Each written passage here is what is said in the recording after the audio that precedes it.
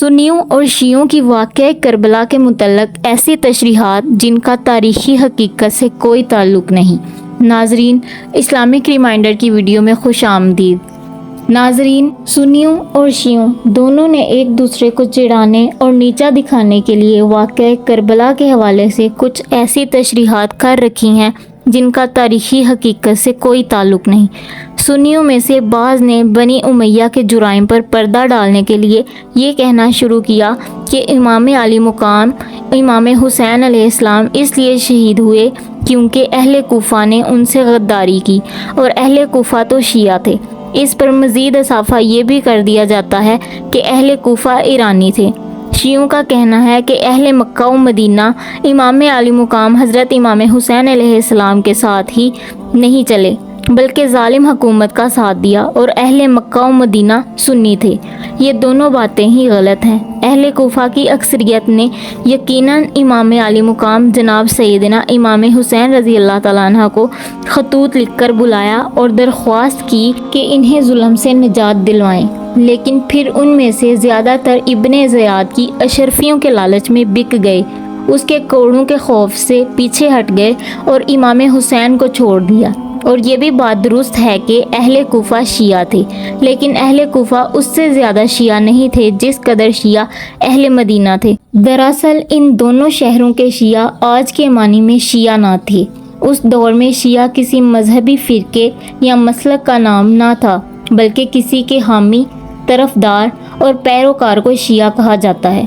کوفہ و مدینہ سیدنا علی کرم اللہ وجہہ اور ان کے بیٹوں کے حامی ہونے کا دعویٰ کرنے والوں کے شہر تھے، جیسے شام معاویہ بن ابو سفیان کے حامی یعنی شیعہ کہلوانے والے تھے۔ یہ بات تو بالکل بے بنیاد ہے کہ اہل کوفہ ایرانی تھے۔ کوفہ اور بصرہ اس علاقے میں بسائے گئے جو ایرانی سلطنت کا حصہ ہوا کرتا تھا، لیکن یہ نئے شہر تھے جو سیدنا عمر کے دور میں بطور فوجی چھاؤنی بسائے گئے اور یہاں عربوں کو لے جا کر آباد کیا گیا۔ کوفہ خالصتاً عرب شہر تھا۔ اب آتے ہیں شیعوں کے اہل مکہ و مدینہ یعنی حجاز کے حوالے سے دعووں کی طرف۔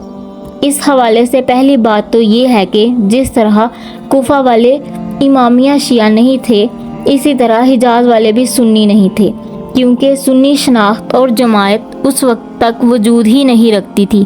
اس وقت تک کیا، اس کے بعد بھی 2-3 صدیوں تک سنی نام کا کوئی باقاعدہ مسلک یا گروہ نہیں بنا تھا۔ اہل حجاز بالخصوص اہل مدینہ بھی اہل بیت کے اتنے ہی حامی یعنی شیعہ تھے جتنے اہل کوفہ۔ مکہ چونکہ سیدنا علی کا اور مدینہ حسنین کا وطن تھا، تو اسی لیے یہ الفت ان علاقوں میں زیادہ ہی تھی۔ امام جب مدینے سے چلے اور پھر مکہ سے نکلے تو امام حسین اور ان کے چند قریبی رازدانوں کے سوا کوئی نہیں جانتا تھا کہ وہ کسی فوری جنگ پر جا رہے ہیں جہاں وہ اس قدر تنہا ہوں گے، اور اہل کوفہ اس طرح ان کے وہاں پہنچنے سے پہلے ہی ان کا ساتھ چھوڑ دیں گے۔ مکہ امام کا آبائی وطن اور اسلام کا مرکزی شہر ہے۔ کوفہ مولا علی کی حکومت کے زمانے میں خاندان علی کا گھر رہا تھا، لہٰذا امام حسین کا مدینہ سے ان شہروں کی طرف جانا ایک گھر سے دوسرے گھر کی طرف جانا ہی سمجھا گیا۔ اسے جنگ یا قیام کے حوالے سے دیکھا ہی نہیں گیا۔ امام علی مقام کے ساتھ ان کے گھر والوں کو دیکھ کر کون اندازہ کر سکتا تھا کہ آپ کسی فوری جنگ پر جا رہے ہیں؟ جب کسی کو پتہ ہی نہیں تھا کہ وہ ایسی جنگ پر جا رہے ہیں تو ساتھ چلنے یا نہ چلنے یا ساتھ دینے یا نہ دینے کا تو سوال ہی پیدا نہیں ہوتا تھا۔ یہاں پر 2 اعتراض کیے جائیں گے۔ پہلا یہ کہ اگر کسی کو نہیں علم تھا کہ امام جنگ پر جا رہے ہیں تو مختلف شخصیات نے انہیں اہل کوفہ کے ناقابل بھروسہ ہونے پر خبردار کیوں کیا؟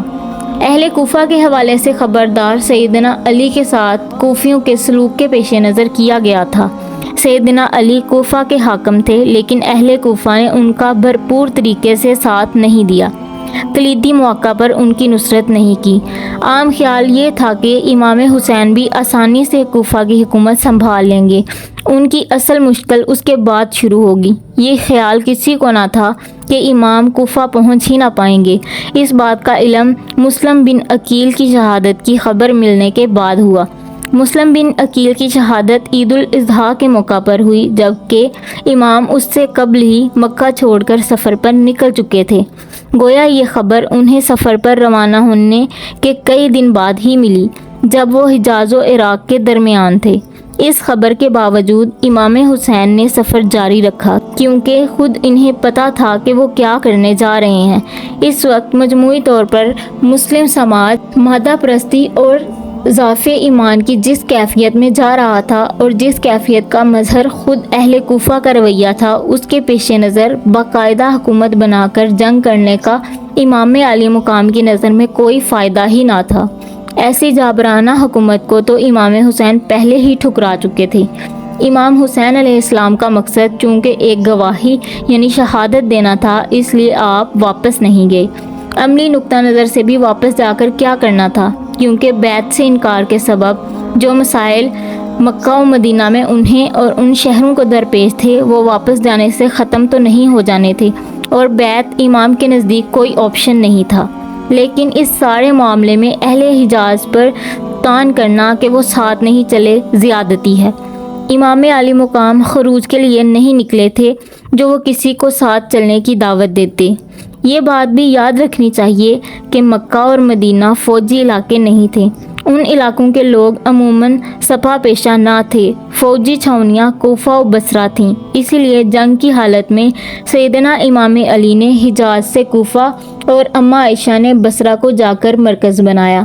دوسرا اعتراض یہ کیا جاتا ہے کہ امام حسین رضی اللہ تعالیٰ عنہ کے ساتھ بھی تو کربلا میں انصار شہید ہوئے۔ اگر کسی کو نہیں پتا تھا کہ اس قسم کی جنگ ہونے والی ہے تو وہ کہاں سے آئے؟ جب امام حسین مکہ سے نکلے تو ان کے ساتھ محض ان کے گھر والے تھے۔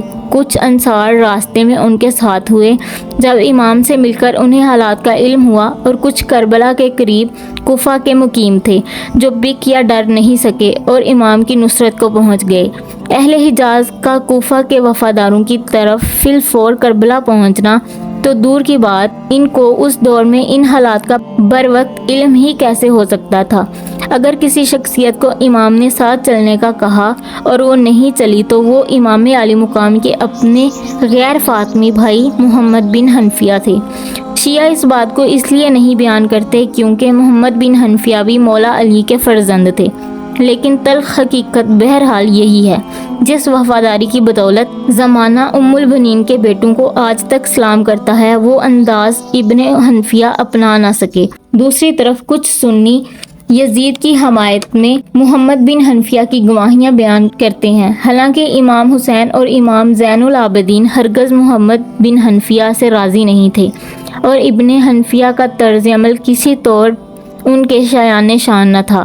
واقعہ کربلا کے بعد اگر کوفہ توابین کی تحریک اٹھی، پھر مختار کا خروج اور انتقام شروع ہوا، تو مدینہ شہر نے بھی فوجی شہر نہ ہوتے ہوئے اس سے کہیں زیادہ بھرپور رد عمل دیا۔ جنگ احد میں شہید ہونے والے جلیل القدر انصاری صحابی سیدنا حنظلہ کے بیٹے عبداللہ بن حنظلہ اور سیدنا عمر کے قبیلے بنی عدی کے ایک سردار عبداللہ بن مطیع کی قیادت میں مدینہ نے واقعہ کربلا کی خبر ملنے پر یزید کے خلاف بغاوت کی اور جنگ حرہ میں 700 جانوں کا نذرانہ پیش کیا۔ مکہ سے عبداللہ بن زبیر اٹھے۔